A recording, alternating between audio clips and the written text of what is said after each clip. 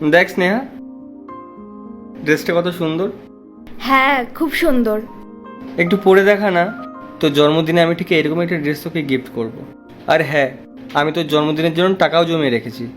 একবার পরে দেখা না বোন। কিন্তু দাদা, এটা তো মালকিনের ড্রেস। উনি স্নান করে সেটা পরবে।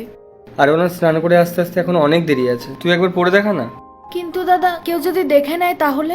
আরে কেউ দেখবে না, আমিও তো দেখি আমার মিষ্টি বোনটাকে কেমন লাগে ড্রেসটা পরে। এনে ধর।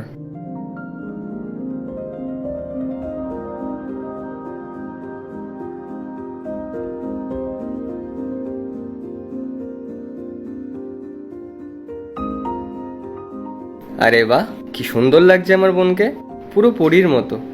শোন না, আমি তোর জন্মদিনে এরকম একটা ড্রেস গিফট করব। হ্যাঁ, সুন্দর তো লাগছেই। 1 মিনিট দাঁড়া, এই জুতোটা পর।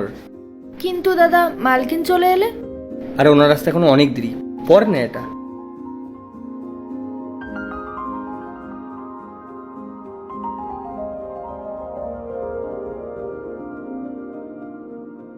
Excuse me,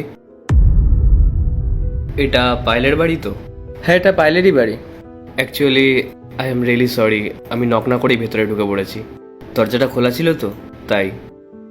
by the way, আপনাকে এই ড্রেসটা পরে খুব সুন্দর লাগছে, খুব মানাচ্ছে আপনাকে। আমিও তো এটাই বলছিলাম ওকে। আচ্ছা দাদা, তুমি পায়েলকে কখনো দেখোনি?